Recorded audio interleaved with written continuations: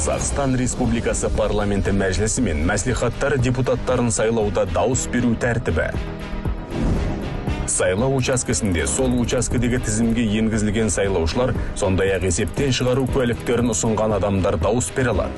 17 облыстың сайлау учаскесіндегі әрбір сайлаушы 5 сайлау бюллетенін алады. Парламент мәжілісінің партиялық тізімдер бойынша сайланатын депутаттарын сайлау жөніндегі. Парламент мәжілісінің бір мандаттық аумақтық сайлау округтері бойынша сайланатын депутаттарын сайлау жөніндегі. Облыстар, республикалық маңызы бар қалалар және Астана мәслихаттарының партиялық тізімдер бойынша сайланатын депутаттарын сайлау жөніндегі.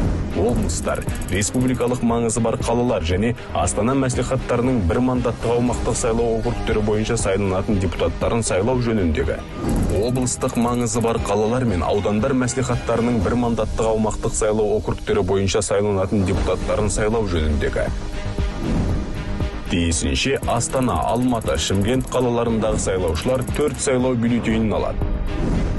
Басқа өңірлерден, оның ішінде есептен шығару куәліктермен келген, сондай-ақ Қазақстан Республикасынан тыс жерлерде дауыс беретін азаматтар тиісті округ шегінде ғана дауыс береді.